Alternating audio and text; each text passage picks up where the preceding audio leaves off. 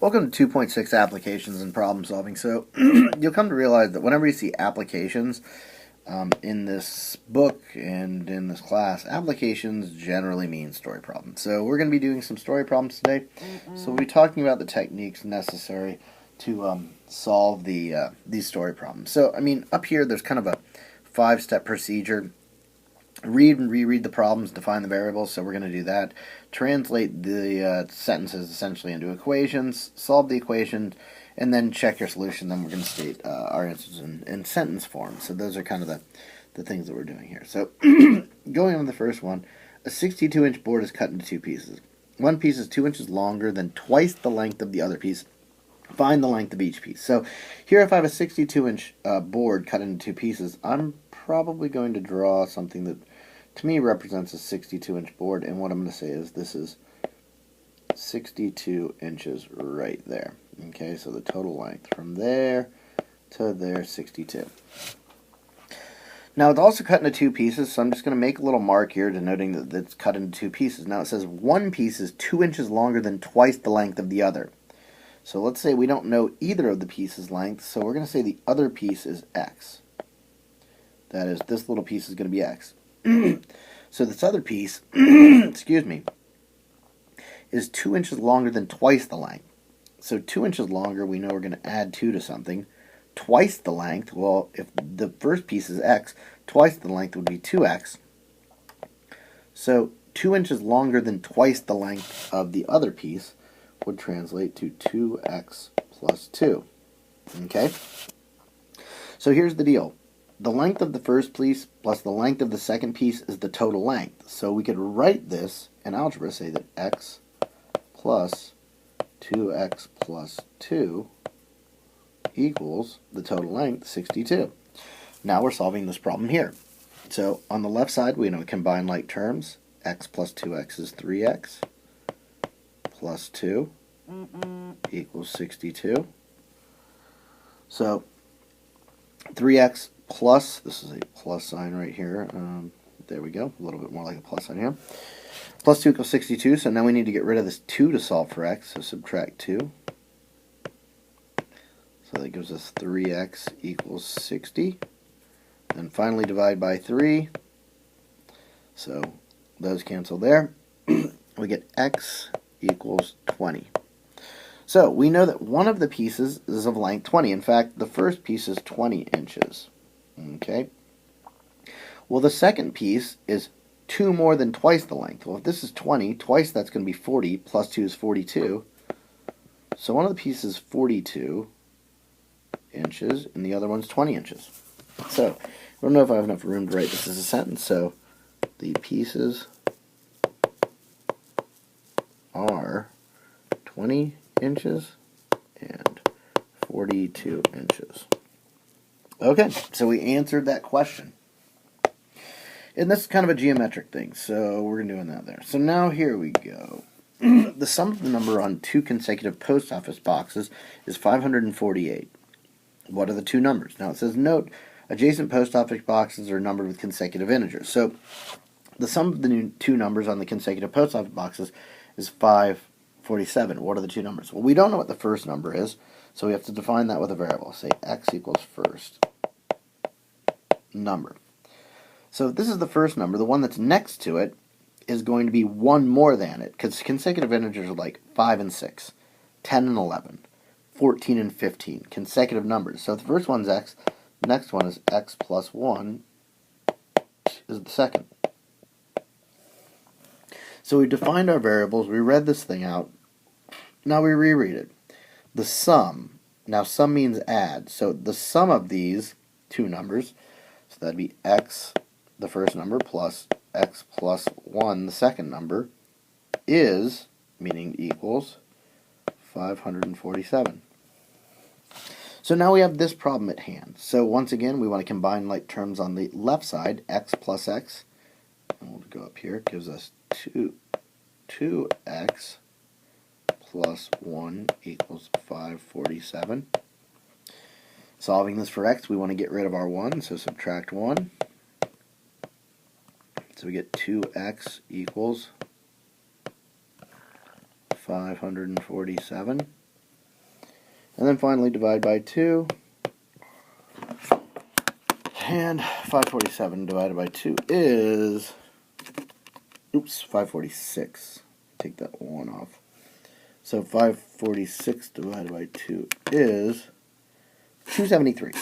So the first number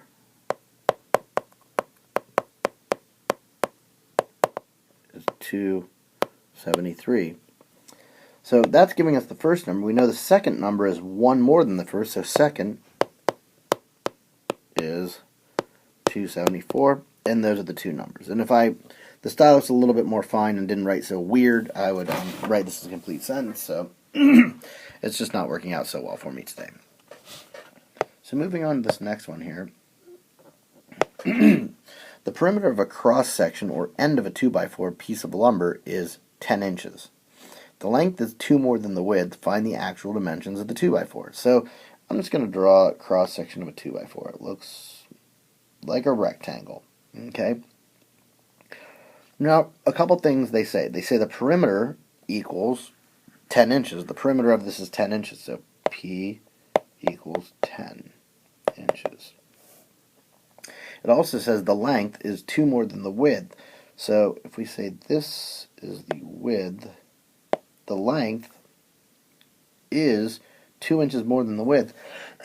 We can write that as a sentence. So the length is 2 inches more than the width. Length is means equals 2 more than the width plus 2.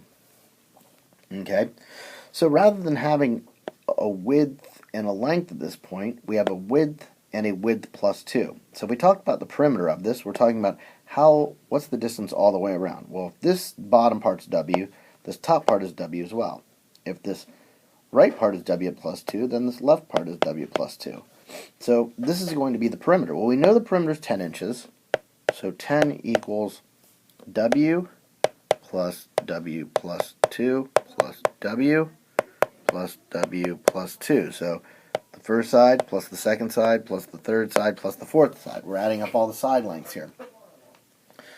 So once again, when solving this, we're going to combine like terms. We still have our 10 equals W plus W plus W plus W is 4W. 2 plus 2 is 4, so plus 4. Now we need to solve this for W, so we want to isolate the 4W, so we're going to subtract 4 from both sides. That's going to give us 6 equals 4W. Divide by 4. And we get W equals 1.5. So the width is 1.5 inches.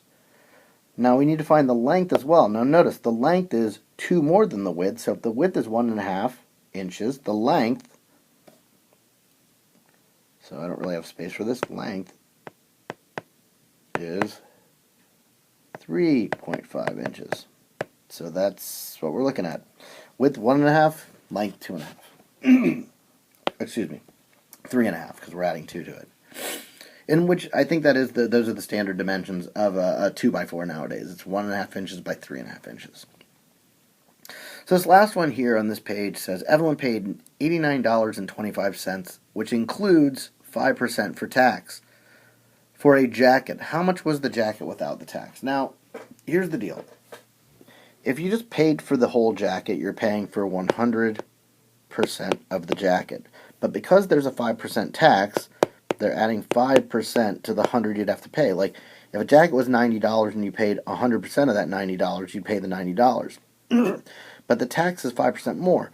So, when we have paying for a jacket and 5% tax, we're actually paying for 105% of the item. Now it asks, how much was the jacket without tax? I'm going to let that be the variable. X equals cost of jacket. Okay? So, when we think about this, 105% of the jacket's cost is this $89.25 because that's including the tax. So, we want to write this as a decimal. 1.05x. So 105% of the cost of the jacket is the cost with tax, which is $89.25. Another way you can think about this is if the jacket costs X, the tax is 5% of the jacket cost, 0.05X. We can add these together. And when we combine like terms here, what's generally forgotten is there's a 1x here. So when we add 1 in 0.5, we get 1.05, and that's another reason why we have this 1.05 here. So 1.05x equals 89.25. Divide by our 1.05. So 89.25 divided by 1.05 equals $85. So x equals 85. So the jacket costs $85 before tax. So hopefully those made sense. We'll see you for the next batch of story problems.